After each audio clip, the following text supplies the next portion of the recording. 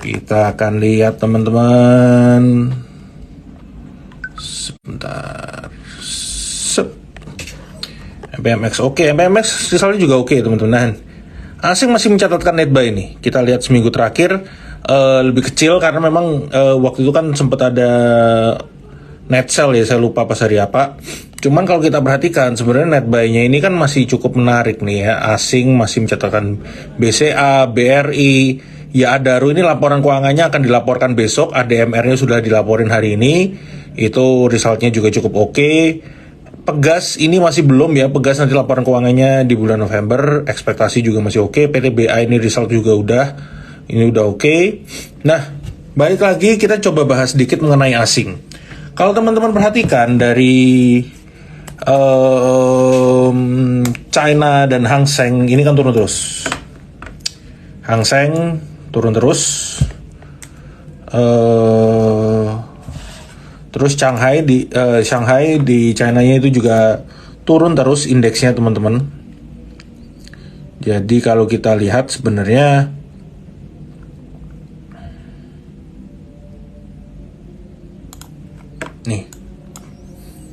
nih Shanghai juga turun terus. Jadi di dua indeks ini asingnya itu outflow dari Shanghai dan juga Hang Seng. Kenapa? Karena kalau teman-teman mungkin baca newsnya beberapa hari yang lalu, setelah Xi Jinping itu memilih kabinetnya, itu kan dirasa itu akan membuat investor susah ke depannya teman-teman. Jadi sektor untuk private sektornya itu jadi makin susah, diperketat ya. Jadi itu yang membuat para investornya cabut. Jadi setelah investornya cabut, baliknya kemana? Ya baliknya tentu saja ke Indonesia. Salah satu emerging market. Ini tadi juga ada berita kalau teman-teman lihat. Ini mungkin teman-teman bisa cek ya.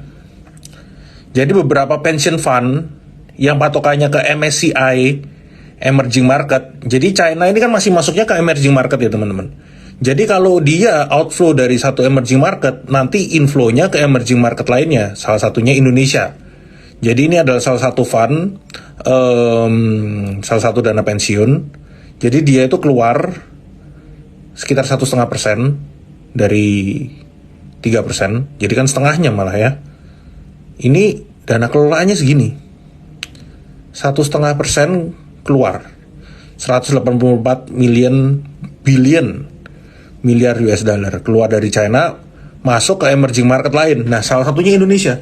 Makanya itu yang membuat sebenarnya wah, asingnya kuat banget nih, net buy terus. Hari ini aja hampir 1 T. Di blue chip ya. Pasti asing net buy-nya di blue chip dulu. Itu yang makanya yang saya bilang dari live kemarin juga, sebenarnya Indonesia ini is doing fine, teman-teman. Kalau orang-orang bilang, wah nanti resesi ekonomi dunia melambat, yes, benar. Ekonomi dunia akan melambat karena memang ya dari perang ini belum selesai, inflasi masih tinggi. Tapi Indonesia ini relatively doing better, ya kan? Indonesia masih oke dibandingkan negara-negara lain, ditambah lagi kita dapat kebanjiran inflow yang setelah bulan-bulan kemarin kita diuntungkan dari harga komoditas. Terus nanti setelah itu ya ada outflow lagi dari China teman-teman. Jadi sebenarnya masih oke untuk Indonesia sendiri ya kan. Terus kalau di luar itu kita lihat nanti kan di bulan November itu juga ada MSCI ya. Kalau teman-teman perhatiin kan wah indeks itu di bulan November selalu merah.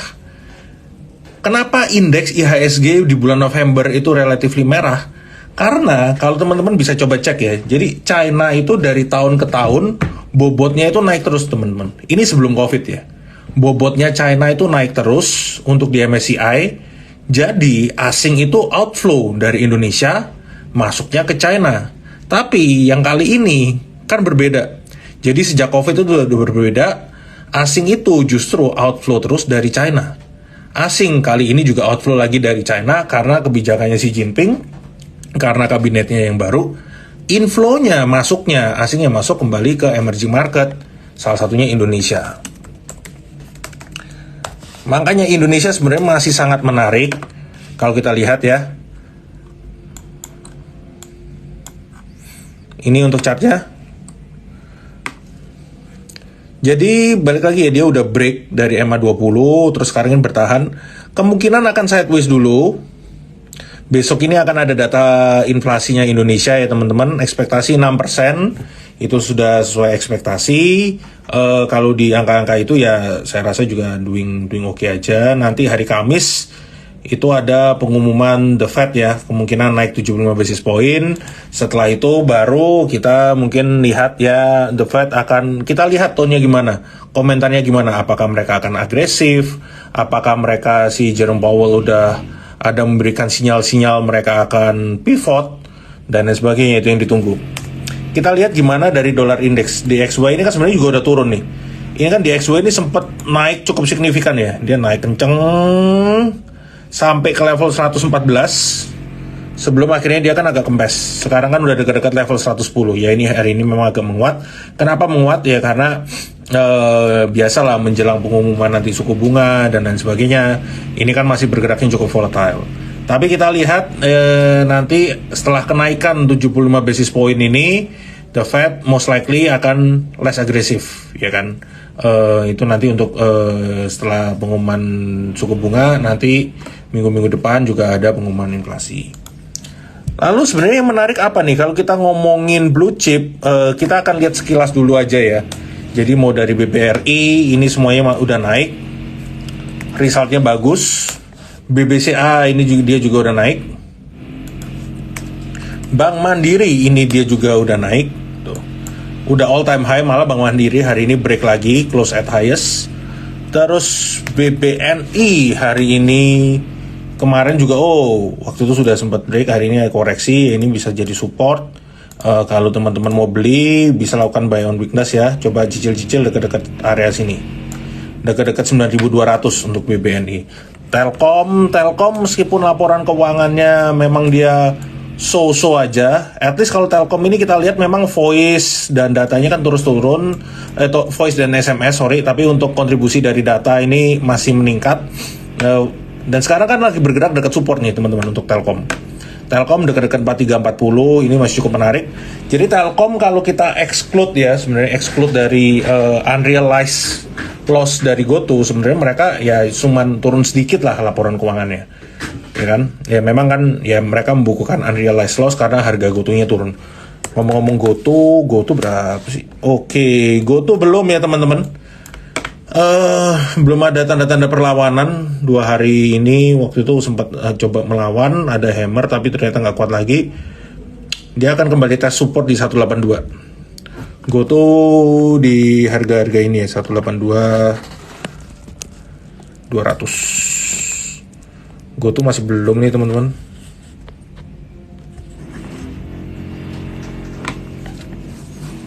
Terus di luar GoTo buka lapak. Ini juga kalau kita lihat sebenarnya laporan keuangannya kalau di luar dari BBHI, dia kan sebenarnya masih merugi ya. Terus ini untuk Bukalapak, ini kita lihat kemungkinan dia juga akan bergerak sideways di sini nih, ya kemungkinan akan bergerak sideways. Supportnya di 268, dia akan kembali ranging di sini. 268 sampai 288 ini untuk Bukalapak. Terus kalau kita lihat tadi ada yang tanya panin-paninan. Ya panin-paninan ini kan sebenarnya koreksi ya. Balik lagi teman-teman, kalau untuk saham-saham yang potensi dari corporate action, semuanya ini kan balik lagi, semuanya ini kan gosip. Apakah akan kejadian, apakah nggak akan kejadian ya kita nggak tahu. Kalau kejadian ternyata benar, yes, sahamnya akan terbang. Kalau ternyata nggak jadi, ya tentunya akan turun terus ya teman-teman. Jadi balik lagi, kalau untuk saham-saham yang berbau corporate action, porsinya itu disesuaikan aja, sesuai tingkat resiko teman-teman. Jadi jangan terlalu, kalau teman-teman nggak siap untuk misalnya nanti harus cut loss atau ARB, ya porsinya disesuaikan aja. Ini PNLF sebenarnya masih cukup oke pergerakannya, dia kan lagi tes support ya di 620 665. Terus PNBN ini dia juga sama ya, dia lagi tes support di 2280. PNIN-nya ini ini supportnya kan seharusnya dekat sini low-nya ini. PNIN sebenarnya masih agak jauh. Karena waktu itu kan rally-nya udah cukup lumayan dan dia belum ada koreksi yang signifikan ya. Rally-nya belum ada koreksi yang signifikan. Jadi wajar aja kalau ke koreksi dekat-dekat 1600, 1700. Nah, jadi itu sebenarnya untuk panin-paninan teman-teman. Jadi ya balik lagi ya, saya ingatkan kalau untuk saham-saham seperti ini ya teman-teman harus perhatikan kayak resikonya, karena ada resiko nggak jadi nih untuk corporate actionnya. Terus yang waktu itu related kan waktu itu sempat dibantah ya sama si MUFG-nya bilang wah enggak, kita nggak ada rencana untuk merger dan lain sebagainya dengan atau membeli dari Panin. Tapi kan yang waktu itu digosipin kan ada dua, ada MUFG dan juga ada Sumitomo. Nah Sumitomo-nya ini kan belum memberikan komentar, jadi market masih melihat gimana apakah Sumitomo jadi atau enggak. Kalau ternyata dua-duanya nggak jadi, ambiar. Oh iya, PNBS, sorry ketinggalan. PNBS-nya justru ini baik-baik saja. Nah, dia kan lagi di area support nih. Ya kan? Kalau teman-teman perhatiin. Dia di dekat support ini mantul. Ini kan berarti dia belum ngebentuk low yang baru. Low yang sebelumnya kan di sini. Terus di sini. Terus dia benar-benar rally, nggak kuat. Kempes, terus kan belum ada perlawanan. Nah, di sini dia tadi mulai agak rebound nih. Jadi sebenarnya supportnya di 80. Selama bertahan di atas 80 masih oke sebenarnya untuk si PNBS. Jadi panin-paninan udah teman-teman. Terus kalau kita lihat saham lainnya, Elsa ini juga udah kita remind ya, udah kita promote dari waktu itu kita live dari beberapa minggu yang lalu. Malah saya ingat banget, mungkin kalau teman-teman yang ingat 1-2 mingguan yang lalu kita udah bilang Elsa itu dari di bawah ya teman-teman. Kan kita udah ingetin kalau misalnya teman-teman ketinggalan Medco bisa masuk Elsa. Dan sekarang ini dia benernya udah non-stop nih rally-nya. Jadi agak rawan koreksi ya. Menurut saya kalau koreksi mungkin bisa entry lagi di dekat-dekat 338 atau low-nya di sini nih. Teman-teman bisa coba tunggu antri-antri lagi dekat-dekat sini. 338 sampai 350. Antri di sini.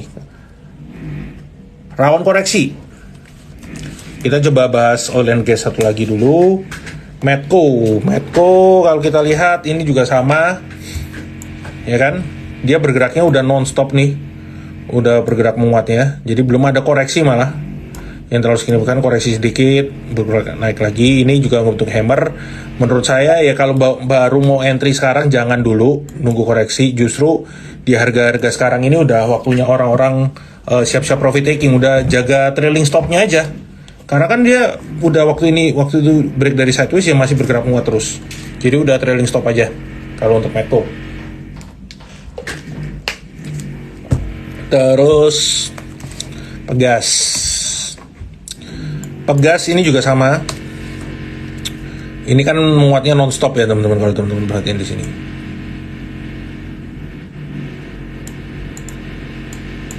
Ya, ini Pegas.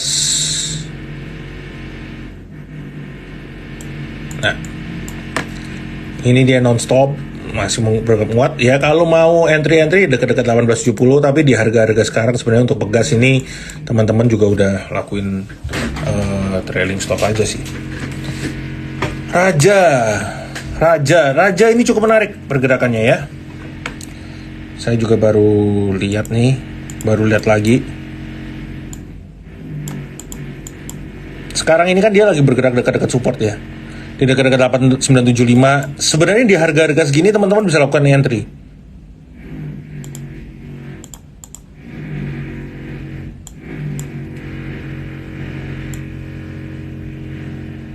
Dekat harga-harga ini. Di Raja ini masih cukup menarik. Dia kan lagi bergerak sideways. Teman-teman bisa coba lakuin entry. Kalau dia berhasil break 10.20, resisten selanjutnya 11.25. Jadi ini masih cukup menarik. ADMR.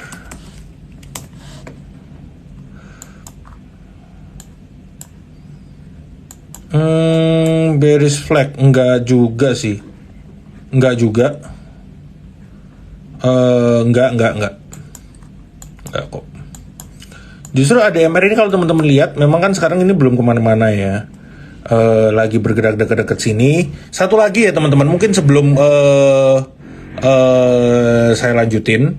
Teman-teman mungkin untuk komoditas mesti diingat ya. Jadi untuk laporan keuangan kuartal 3 tuh yes, yang akan dirilis ini akan bagus kemungkinan besar karena PTBA kan kelihatan waktu itu udah bagus.